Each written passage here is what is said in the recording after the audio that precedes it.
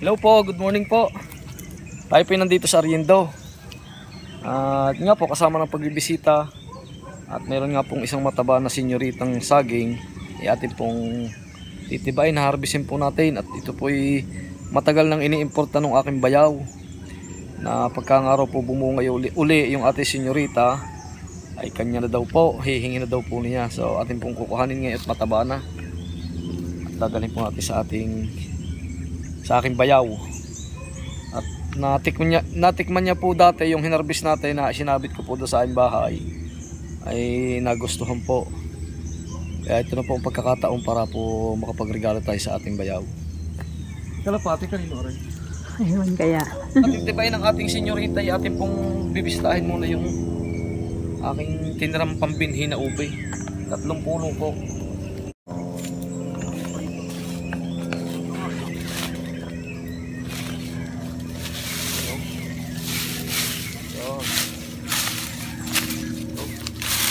Po ating tinirang pambinhi na ubay. Talaga pong sagad na ang gulang nito. Ito po ay baliswak. Kasi po nung mag-harvest nga po yung ating mga nag-harvest po, ay sabi ko nga po magtira ng 3 punong baliswak at para nga po maparami uli. Napakalusog po nito. Nabilis po lumaki.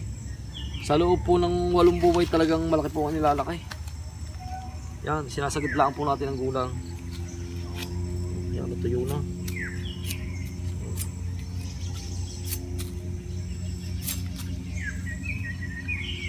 Dark po ang kulay niya. Dark violet. Pakibang ulit natin. Bukas po natin harvestin to. Para po tayo may maparami uli natin ang ating baliswak. Okay. Nga po, pagkatapos nga po nating makuha yung ating senyorita, ay diretso po tayo sa farm. At sinisigurado ko po ngayon na may ma-harvest na po uling hinog na papaya. Dahil nakalipas na nga po ng 5 araw, pa-6 ngayon, sigurado po may makuha tayo.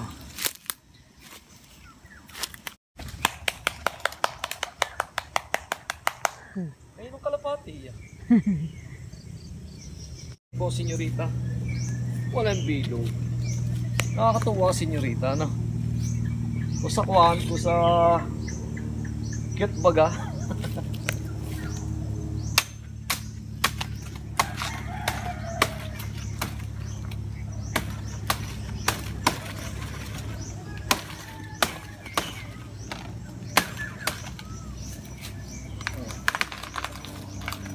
Wali bayaw dito.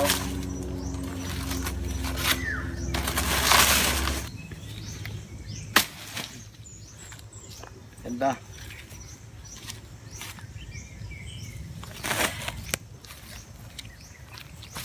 Taba.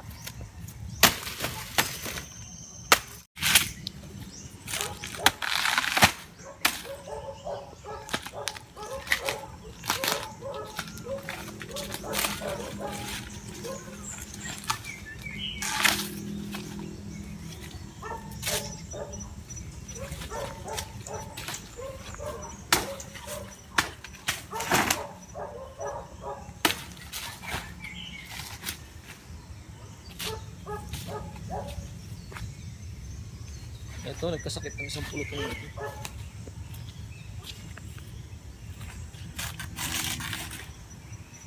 Shoutout po ay sa mga taga Rizal. Yan pong binhi ng ating senyorita doon galing. Ating mga kumpare daon, mga kumare. Shoutout sa inyong lahat dyan. Reyes family. Sino paring Edwin? Anong apelido doon? De Rojas. Edwin De Rojas, kay Kumarin Lisa. Shoutout sa inyong lahat dyan.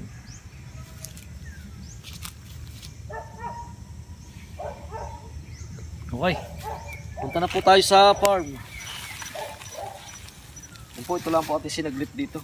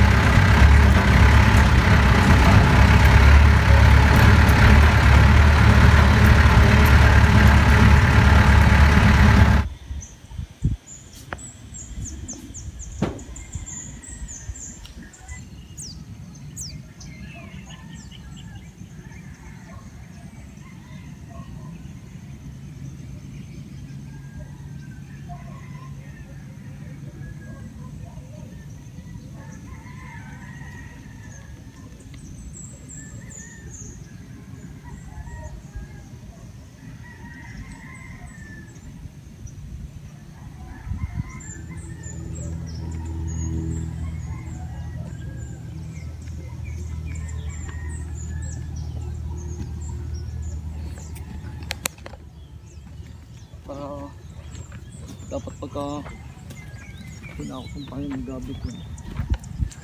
Dami naglalagari ka niya. Kanina. Naglalagay.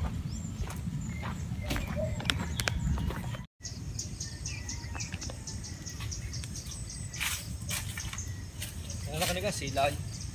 Malaki na. Yan po, nandito na ulit tayo sa farm. Tayo po ay mamimitas uli ng ating papayang red lady. Ito nga po ay pagkakalipas ng 5 araw ay kailangan iputihan. At sinisigurado pong malaki ang mga silay. Yan, katulad po nito. Ay, oh. Ganda. Ay, dami na, ay. Halos lahat imay ko na. Tatlaw. Ganda.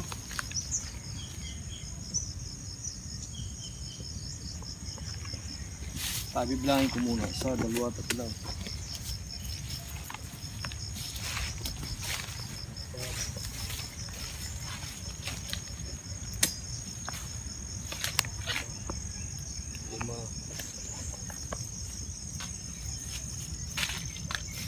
Yan, lampasan mo na.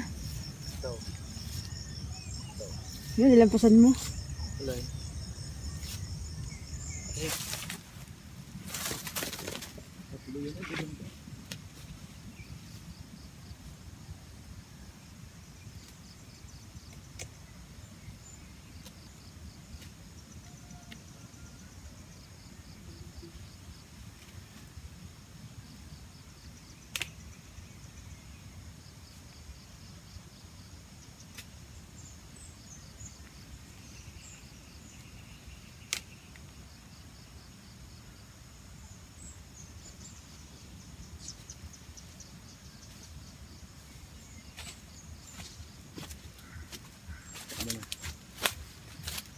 Dadalhin ko na lang dito.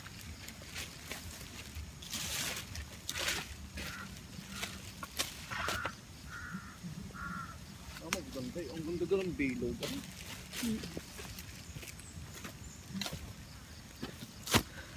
Tapos tingnan naman po ang ganda ng silay ng ating papaya. Talaga pong quality. Quality.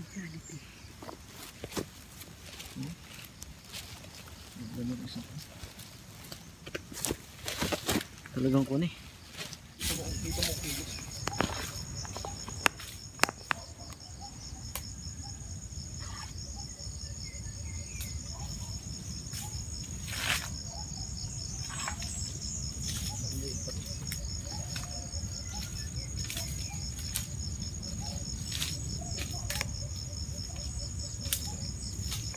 Apat na plastic yata. Kaga isipin mo, kaga 1,000 puno nito. Tapos nag-uumpisa na ng ganito, ay digay. Pagkakalimang araw makakuha ka na lang 1 piraso sa 1 puno. Ay digay ang 1 tonelada ay kuhang-kuha. Kakalimang araw. Kulang lang tayo sa area. Talaga. Dapat malapad ang lupa. Tama na yan. Ang plastic na yan.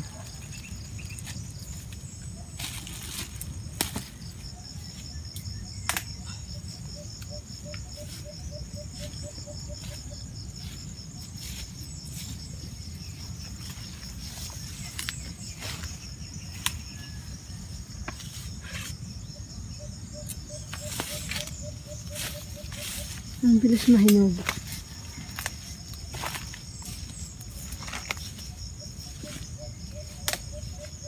Panalisan eh. Yun.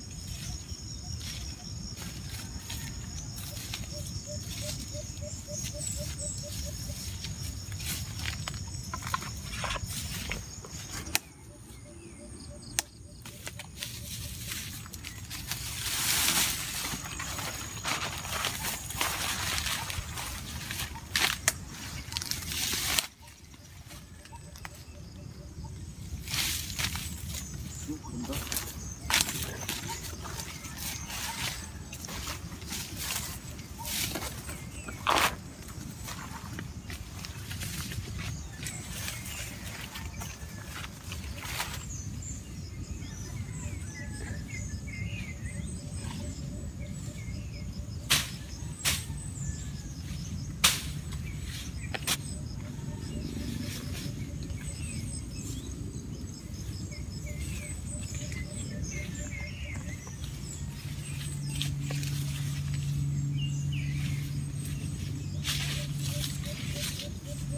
Yan, yan na. Ito na din. Isang araw na yan.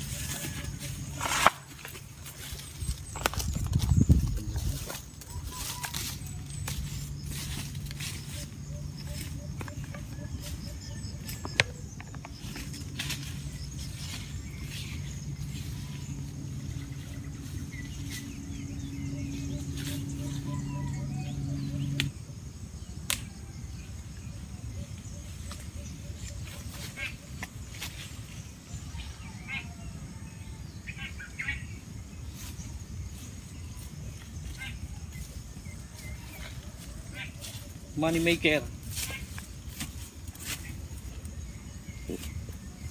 Kakalimang araw, pira.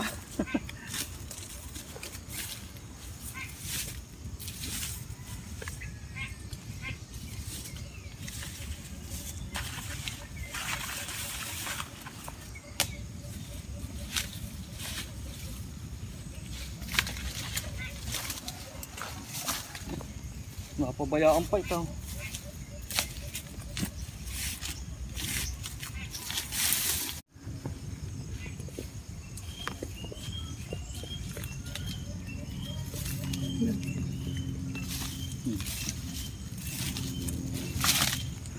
Kaya tayo ito. Hindi ko lang.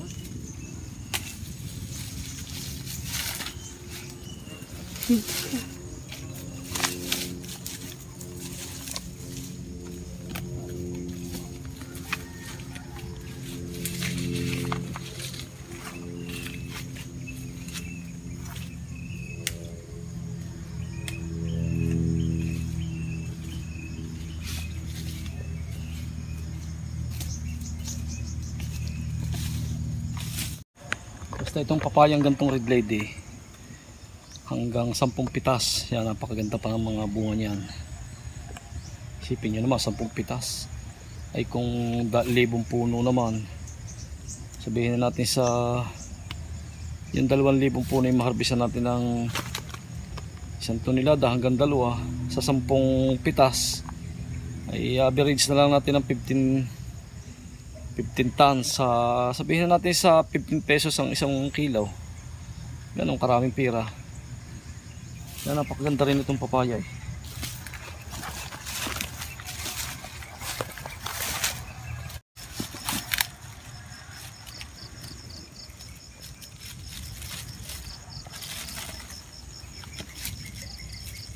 Dapat may pang-sapi.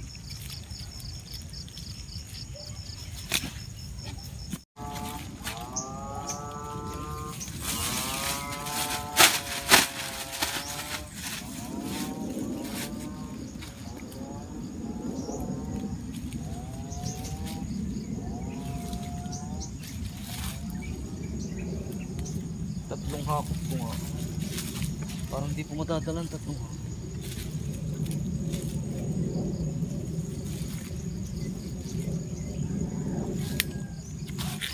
Yan o, nakatatlong plastic tayo. Pero humigit kumulang sa 50 kilos.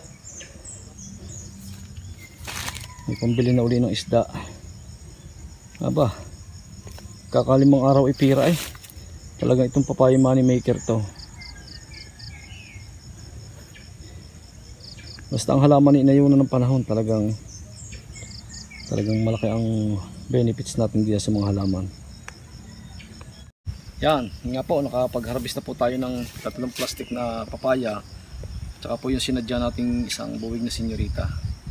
Yung nga po masasabi ko sa ating mga kapwa farmers, talagang isa po sa nire-recommenda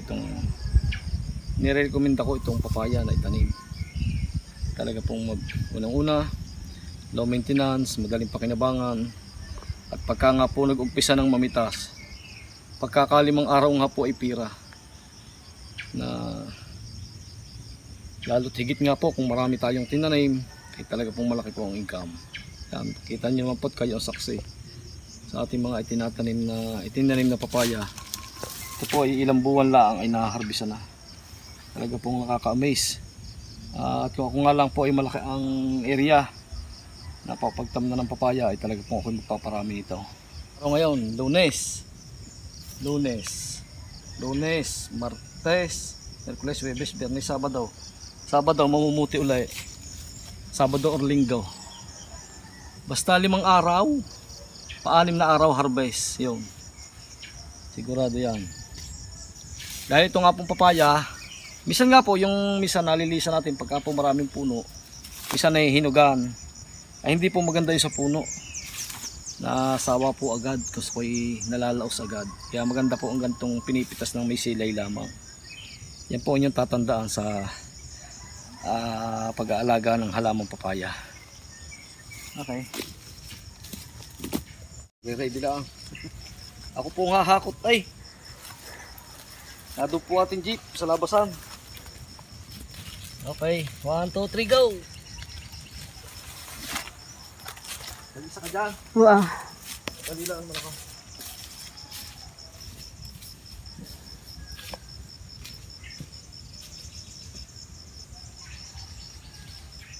No, sinasabo ng pulangga ang papayang hinog. Yun. Tagalog po yan. Yun. Yun. Papayang Tagalog. Sinasabo ng ibon. Nalisan pa. Yan, kuha na. Ang laki. Ang laki na pala ng sila. Pagbalik yun, dilaw na. Oo, bibiturin ko na yan.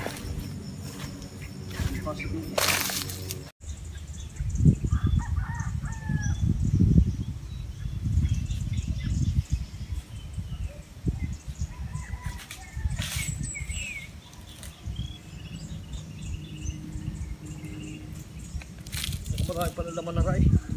Ay, hindi mo naman. 20 kilos na ray. Kaya mo pipit niya? Oo, sige na. Masunod na ako.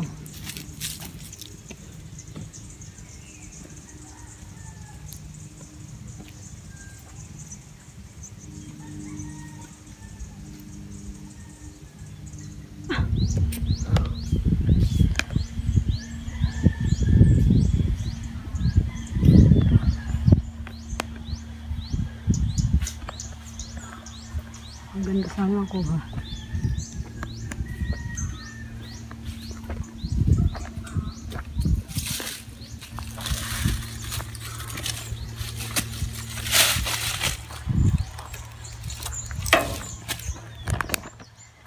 Tama.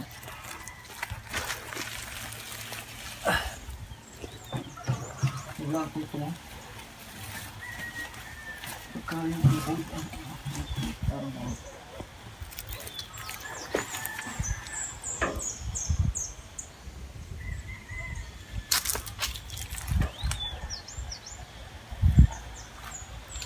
Sinaktan ako ng bayawang. Bakit kaya? Ay. Parang lalagutok na hindi ko maintindihan eh. Parang kalibat.